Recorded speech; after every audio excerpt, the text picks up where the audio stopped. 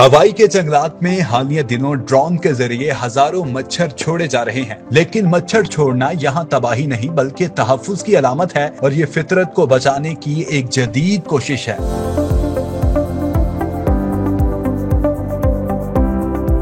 हवाई की जन्नत नजीर वादियों में रंग बिरंगे गीत गाने वाले परिंदे हनी क्रीपर्स तेजी से खत्म हो रहे हैं और उनकी नस्ल को सबसे बड़ा खतरा एवियन मलेरिया से है, जो एक खास किस्म के मच्छर के काटने से फैलता है। बुनियादी तौर पर यह मच्छर दरअसल हवाई के कुदरती माहौल का हिस्सा नहीं बल्कि 1826 में एक जहाज के जरिए यहाँ आ पहुंचे थे और फिर गर्म और मरतूब मौसम में तेजी से फैल गए और बढ़ने लगे। अब साइंसदानों ने एवियन मलेरिया फैलाने वाले मच्छरों को खत्म करने के लिए एक अनोखा तरीका अपनाया है। लेबोरेटरी में तैयार किए गए ऐसे नर मच्छर जो न काट सकते हैं और न ही अफजाइश नस्ल में कामयाब होते हैं, उन्हें ड्रोन्स के जरिए उन इलाकों में छोड़ा जा रहा है जहां हनी क्रीपर्स रहते हैं। ये नर मच्छर खास बैक्टीरिया से मुतासर होते हैं जो मच्छर की तौलीदी सलाहियत में खलल डाल देता है।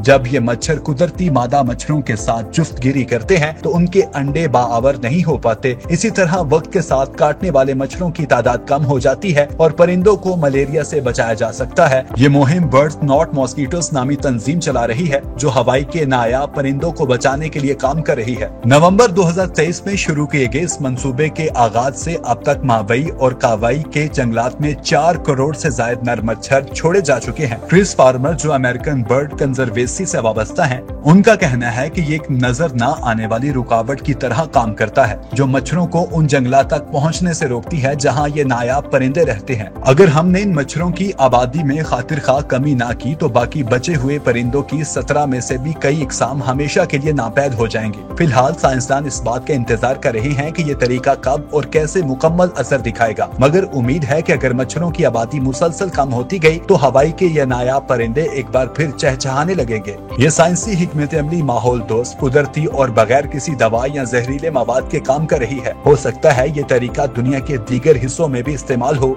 जहां मच्छर बीमारियों की बड़ी वजह है।